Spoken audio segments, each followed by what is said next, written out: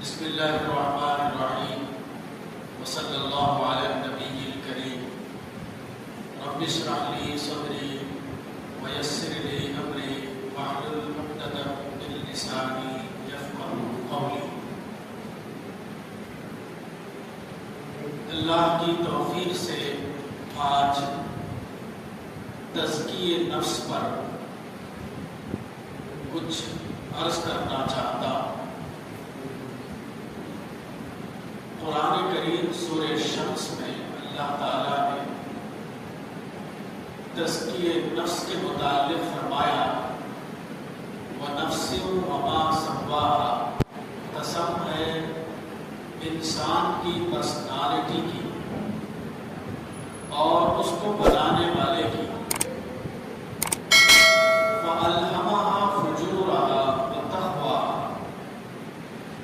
اللہ نے انسان کی پرسنالٹی کے اندر دو چیزیں ودیع کر دی، انبلڈ کر دی، وہ ہے فجور اور تقوی۔ فجور کہتے ہیں گناہ کا مزاج، تقوی کہتے ہیں نیکی کا مزاج۔ ہر انسان کی شخصیت میں اللہ نے دو چیزیں رکھ دی ہیں، ایک اچھائی کا مزاج، دوسرا برائی کا مزاج۔ انسان اچھے کام اس لیے کرتا ہے کہ اس کے اندر خیر اللہ نے رکھا ہے، انسان برائی اس لیے کرتا ہے کہ اللہ نے انسان کے اندر برائی کو رکھا ہے۔ آگے فرمایا قد افلح من زکاہا وقد خاب من دساہا۔ اب ان دونوں آیتوں میں بتایا گیا کہ سکسس کب ہوگا، کامیابی کب ہوگی۔ کامیابی یہ نہیں کہ اللہ نے شر رکھا ہے تو شر کے راستے پر چل پڑے، اللہ نے خیر رکھا ہے خیر کے راستے پر چل پڑے، نہیں۔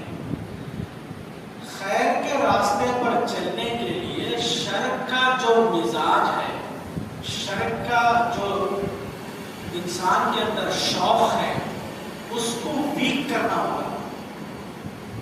آدمی جب تک شر اور نیگیٹیوٹی، برائی، ہیٹ، ریونج، جلسی، حسد، یعنی نیگیٹیوٹی کے جو آسپیکٹس ہیں، ان کو جب تک وہ کمزور نہیں کرے گا تب تک وہ نیکی کے مزاج میں اسٹرانگ نہیں ہو سکتا۔ اس آیت میں وہی بات بتائی گئی قد افلح من زکاہا، کامیاب ہوا وہ، سکسس ہے اس کے لیے، دنیا اور آخرت دونوں جگہ سکسس ہے۔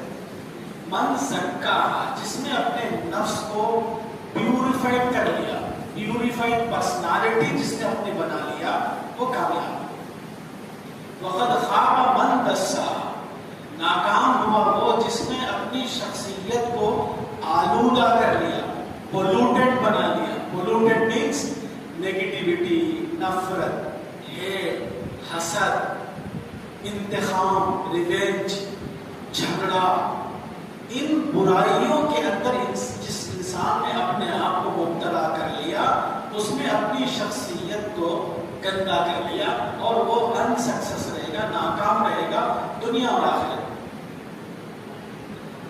تو ان آیتوں میں یہ بتایا گیا کہ ایک ہے تزکیہ اور اس کا اپوزٹ لفظ ہے تدسیہ۔ تدسیہ مطلب پولوٹیڈ پرسنالٹی، تزکیہ مطلب پیوریفائڈ پرسنالٹی، یعنی مزکہ شخصیت۔ ایک ہے مزکہ شخصیت، دوسری ہے غیر مزکہ شخصیت۔ میں نے ایک بات آپ کو یہ بتائی کہ جب تک آدمی اپنے آپ کو نیکی کے اندر، تقوی کے اندر، نیکی کے اندر، خیر کے مزاج کے اندر اپنے آپ کو اسٹرانگ کرنے کے لیے، طاقتور بنانے کے لیے ضروری ہے کہ وہ برائی کے راستوں کو جانے۔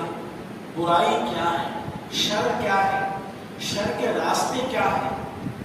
شر کو جب تک وہ پہچان کر اس کے اندر اپنے آپ کو کمزور نہیں کرے گا، ویک نہیں کرے گا، تب تک اس کے شر کے مزاج کو کمزور اور ویک نہیں کرے گا، تب تک وہ نیکی میں اسٹرانگ نہیں ہو سکے گا۔ مثال کے طور پر آپ شر کی ایک لیسٹ بنائیے اور خیر کی ایک لیسٹ بنائیے، اور خیر کی لیسٹ اور شر کی لیسٹ بنانے کے بعد آپ کمپیئر کریے کہ جب تک یہ شر سے انسان دور نہیں رہے گا تب تک وہ خیر کے راستے پر چل نہیں سکے گا۔ فار ایگزامپل، مثال کے طور پر اللہ کی بڑائی میں جینا یہ سب سے بڑی نیکی ہے۔ اللہ کی تعریف میں، اللہ کی حمد میں، اللہ کے گریٹنس میں، گلوری آف گاڈ میں جینا، اس سے بڑا زمین پر کوئی نیک کام ہو ہی نہیں سکتا۔ زبان کھلی تو اللہ کی حمد و ثنا، خود کی بڑائی نہیں، خود کے خاندان کی بڑائی نہیں، اپنے بزنس کاروبار کی بڑائی نہیں، اپنی ڈگریوں کی بڑائی نہیں، بڑائی صرف اللہ کی۔ صرف اللہ ہی اس لائق ہے کہ اس کو بڑا مانا جائے اور اس کی بڑائی بیان کی جائے، وہی اس قابل ہے۔ اس کے سوا زمین پر کوئی اس قابل نہیں ہے کہ اس کی بڑائی ہو۔ اب اللہ کی بڑائی میں جینا ایک نیکی ہے، مگر اللہ کی بڑائی میں جینے کا موقع ہم کو کیوں نہیں مل پا رہا، کیوں جی نہیں پا رہے ہم اللہ کی بڑائی میں؟ اس کی وجہ یہ ہے کہ ہم غیر اللہ کی بڑائی میں جی رہے ہیں۔ غیر اللہ بولے تو اللہ کے سوا ہر چیز آتی ہے، اس کو ہمیں ڈیٹیل بتانے کی ضرورت نہیں، آپ سمجھ گئے ہوں گے۔ غیر اللہ بولتے ہی اس میں ماں باپ آ گئے، اس میں میں خود آ گیا، اس میں اولاد آ گئے، اس میں بیوی بچے آ گئے، اس میں بزنس آ گیا، اس میں پالیٹکس آ گیا، اس میں مٹیریل ورلڈ آ گیا، اس میں ریلیٹیوز، فرینڈس، رشتے دار، ساری چیزیں آ گئی اس میں۔ یہاں تک کہ جو دینی اعتبار سے جن شخصیات کو دیندار شخصیات کہتے ہیں وہ ساری شخصیات اس میں آ گئی، اس میں انبیاء و رسول آ گئے، ائمہ آ گئے، اس میں سب آ گئے۔ تو غیر اللہ کی بڑائی میں جینا یہ برائی ہے، سب سے بری برائی ہے، سب سے بدترین برائی ہے۔ اس برائی کو جب تک ویک نہیں کریں گے، کمزور نہیں کریں گے، تب تک اللہ کی بڑائی میں جینا نصیب نہیں ہوگا۔ کیوں؟ ایک چیز کو پانے کے لیے دوسری چیز کو کھونا پڑے گا۔ اللہ کی بڑائی میں جینا بہت بڑی نیکی ہے اور زندگی کا مقصد نہیں ہے۔ یہ قرآن کا خلاصہ ہے، یہ نبیوں کی زندگی کا خلاصہ ہے، اللہ کی بڑائی میں جینا۔ تو یہ بہت بڑی نیکی ہے۔ اس نیکی کو پانے کے لیے شرط یہ ہے کہ غیر اللہ کی بڑائی میں کھونا ہے۔ کوئی بھی آپ کی اولاد کی تعریف کرے گا، متاثر نہیں ہونا، اس کو غلاظت سمجھ کے جھٹک دینا۔ بیوی بچوں کی تعریف کرے گا، اثر ہی نہیں لینا اس کا۔ بزنس کی تعریف کرے گا، آپ کے خوبصورتی کی تعریف کرے گا، آپ کے ڈریس لباس کی تعریف کرے گا، آپ کی بلڈنگ کی تعریف کرے گا، آپ کے ایجوکیشن کی اور آپ کے اسکول کالج کی اور آپ کی ڈگریوں کی تعریف کرے گا، ذرا بھی اثر نہیں لینا۔ کیوں؟ سر کا ایک بال ہمارا اپنا نہیں ہے، ہم تعریف کے لائق ہو سکتے۔ ناخن ہمارا اپنا نہیں ہے، سب اس کا دیا ہوا ہے۔ تو تعریف دیکھیے، ایک ہے اکنالجمنٹ الگ ہے، تعریف الگ ہے۔ کوئی اکنالج کر رہا ہے تو وہ ہونا چاہیے۔ حدیث میں اکنالجمنٹ کی مذمت نہیں بیان کی گئی، تعریف ہے۔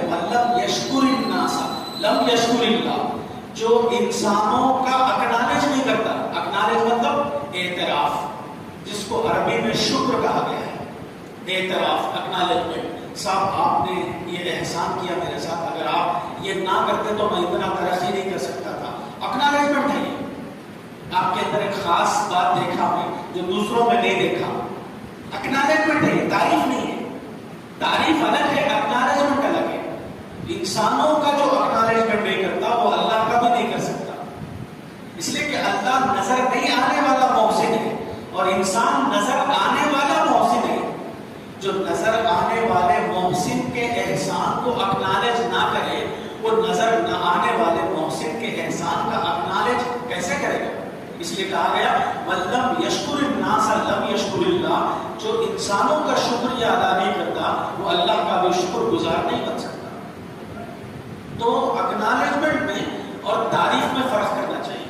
تو غیر اللہ کی بڑائی میں جینا، ہم سب ایسے ہی جی رہے ہیں، خاندان کی بڑائی میں، بزنس کی بڑائی میں، دولت کی بڑائی میں، اپنی خوبصورتی کی بڑائی میں، اپنے ڈگریوں کی بڑائی میں سب جی رہے ہیں. اس کو ویک کرنا ہوگا. اس کو ویک کر ایسی مجلس سے اٹھ جانا جہاں سب کا چرچا ہوگا، اللہ کا چرچا نہیں ہو رہا. اب بتائیے اس سے بڑا ظلم کیا ہو سکتا ہے؟ آپ جو بیٹھے ہیں یہ اس کے واسطے سے بیٹھے ہیں. آپ جو دیکھ رہے ہیں یہ اس کے کرم سے دیکھ رہے ہیں. آپ جو سن رہے ہیں اس کے کرم سے سن رہے ہیں. آپ کا چلنا، اٹھنا، بیٹھنا، ہر چیز گویا اس کی نعمتوں کے سمندر میں ہم جی رہے ہیں اور اس کی تعریف نہیں ہوئی، اس کا چرچا نہیں ہو رہا. بارات ہے، دولہے کا ذکر نہیں ہے. بارات ہے، دولہے کا چرچا نہیں ہے. کائنات ہے اور کائنات کے رب کا چرچا نہیں ہے. اس سے بڑا ظلم کیا ہو سکتا ہے بتائیے؟ تو غیر اللہ کی بڑائی میں ساری امت جی رہی ہے، اس لیے اللہ کی رحمت بند ہو گئی. تو غیر اللہ کی بڑائی یہ برائی ہے، اس کو فیک کرنا ہوگا، تبھی جا کے ہم اللہ کی بڑائی میں جینے والے بنیں گے. الحمدللہ رب العالمین یہ قرآن کریم کا خلاصہ ہے. سورہ فاتحہ کی جو پہلی آیت ہے نا، یہ قرآن کریم کا خلاصہ ہے، سمری آف قرآن ہے. اچھا، دوسری برائی دیکھیے، رسول اللہ صلی اللہ علیہ وسلم کی رہنمائی میں جینا، یہ دوسرے نمبر کی سب سے بڑی نیکی ہے. رسول اللہ صلی اللہ علیہ وسلم کا گائیڈنس. آپ کی سوچ کیسی تھی؟ رسول اللہ کیسا سوچتے تھے؟ پازیٹیو سوچتے تھے یا نیگیٹو؟ آپ کیسے جیتے تھے؟ اللہ کی بڑائی میں جیتے تھے. آپ کی نماز کی اسپرٹ کیا تھی؟ آپ کو نماز میں ایک ہے فارم، ایک ہے اسپرٹ. آپ کا فوکس اسپرٹ پر ہوتا تھا. نماز کیسے ہر رکعت باندھنا، کیسے اٹھنا بیٹھنا، یہ فارم ہے، چھلکا نہیں. رسول اللہ کا فوکس اس پر نہیں ہوتا تھا، اسپرٹ. یہ نماز اس کی نہیں ہے جس کی نماز میں خشوع نہ ہو. رسول اللہ کی نماز کیسے، رسول اللہ کا حج کیسے، رسول اللہ صلی اللہ علیہ وسلم کا روزہ کیسے، رسول اللہ صلی اللہ علیہ وسلم کا relation with Muslims with non Muslims کیسے رہتا تھا؟ آپ کا ریلیشن، آپ کا تعلق. آپ کی لائف کو ایک ٹو زیڈ پڑھ لینا، اس کو ہضم کر لینا. گائیڈنس، کسی بھی سبجیکٹ کے اندر گائیڈنس، رہنمائی کی ضرورت پڑی ہم تو صرف رسول اللہ یاد آنا.